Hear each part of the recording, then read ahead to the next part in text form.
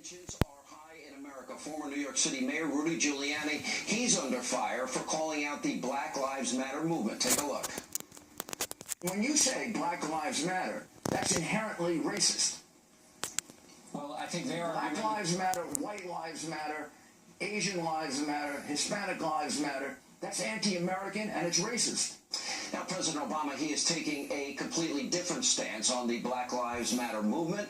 Now, the president is actually comparing the group to the abolition and women's suffrage movements. Watch this. The abolition movement was contentious. The effort for women to get the right to vote was contentious and messy. There were times when activists might have engaged in rhetoric that was overheated and occasionally counterproductive. But the point was to raise issues so that we as a society could grapple with them. And in the wake of the Dallas police ambush, Donald Trump is praising America's law enforcement officers, and here's what he said earlier today. Take a look. Our police officers rush into danger every single day to protect our communities, and they often do it thanklessly and under relentless criticism.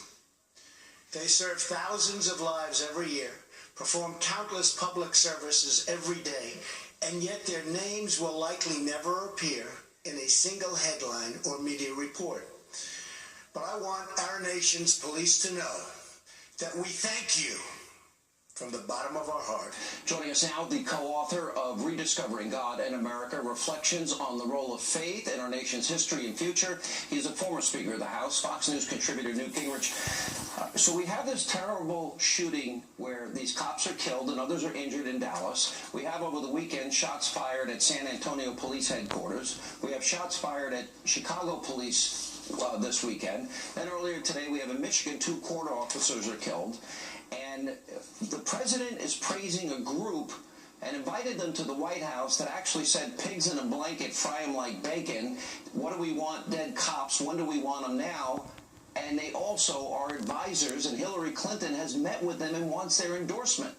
What are we to make of that? Well, I think you have to recognize that the left in many ways has gone crazy. Donald Trump had it right just now. The police are domestically what the military is overseas. They are the line of defense for civilization. And are there some mistakes? Yeah. But as a general rule, we actually track down those mistakes. If it's appropriate, we try people for having made the mistakes. But overwhelmingly, policemen get involved, just like firemen, for the purpose of trying to help human beings, of trying to bring order to a society which would otherwise fall apart. President Obama's relentless failure in 7.5 years in the area of race relations is in some ways the saddest part of his administration. He could have been a beacon of hope. He could have reached out to every young African American and said, look, I'm proof you can make it in America.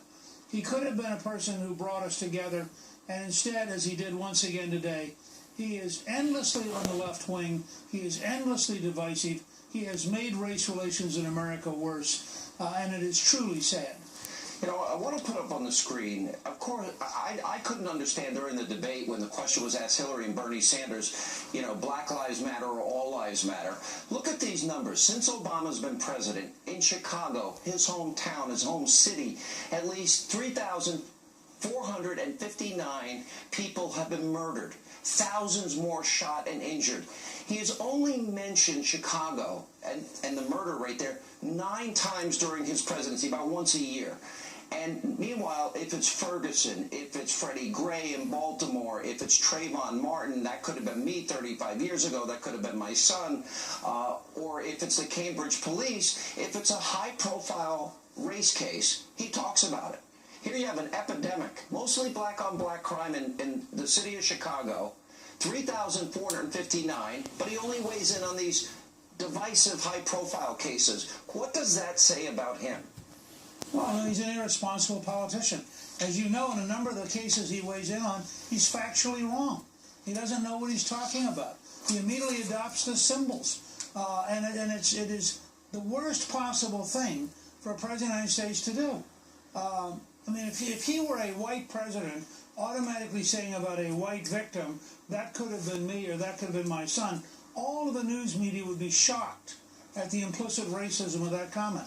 Yeah. The president of the United States should care about every American of every ethnic background. He should care about every person who gets killed, and he should be totally 100% behind supporting the police, who are, frankly, the thin line of civilization here at home. Yeah, I think that's extraordinarily well said. There's another thing. You know, I'm offended because I lived during the time when Rudy Giuliani was the mayor of New York. The murder rate when he took office was near 2,500 murders a year. Many black kids were getting killed in the city of New York, and he made a conscious decision to focus his policing to save lives, and that number was reduced to less than 500 a year. Those are a lot of lives that were saved because of the actions that he took. I want to ask from this perspective, because I think this campaign is in many ways going to come down to, are you better off than you were 8 years ago? And when we talk about minority communities in America, well, I want to put up some statistics. We'll put it up on the side of the screen. You can look at it. African Americans on food stamps are up 58% since Obama took office. The number of African Americans in poverty has jumped more than 8% under Obama. The number of African Americans not in the labor force, that's up 20%, 19.6%. The home ownership rate for African Americans is down by 4.6%. Household median income is lower for African Americans under Obama. If you look at all of these numbers, things have not improved, but yet 90% plus of the black community will vote Democratic. What do Republicans need to do to fix that? Because they're not doing well under these policies. Well, I think, first of all, you have to recognize that some of the president's popularity is being the first. I mean, just as John F. Kennedy was the first Irish Catholic to become president, there's a certain pride, you know, and here's somebody I can identify with. And I think that his appeal in that sense to the black community will remain very high no matter what the practical results are. But I think the number one thing for Republicans is to remember what Jack Kemp taught us. People have to know that you care before they care that you know. I am hoping that after the convention, that Donald Trump is going to go to the south side of Chicago. He's going to go to Baltimore. He's going to go to Newark. He's going to go to places where people are in pain, people who don't expect to see a Republican care about them. And he's going to outline for them things that can be done that are practical and real, that would enable them to have better lives and a better future. And my guess is a lot of those folks are going to respond very positively. People don't want to sit around, as somebody described in Chicago, and if you have a cookout on a Friday or Saturday night, you have to listen with one ear to see whether or not there's going to be a drive-by shooting, so you have to worry about your kids getting killed in random. I mean, people don't want to live like that, but the Democrats are trapped by their failed institutions and their failed ideology, and Republicans are trapped by not being there, by not being part of the conversation, therefore not having legitimacy. You know, I made the case on radio. This week we expect that Donald Trump will make his selection for vice president. You are on that short list. You have acknowledged that you're being vetted. And here's the question the questions I think are most important. Of all the people being considered, these are the questions I would ask if I was Mr. Trump. Who would be best at prosecuting the case against Hillary Clinton in terms of the list that he has? Who would be best in terms of making the case and articulating the case for Donald Trump with a positive voice like you have? Who would be the person that would pretty much be sure to win in any presidential, vice presidential debate? I think you check that corner.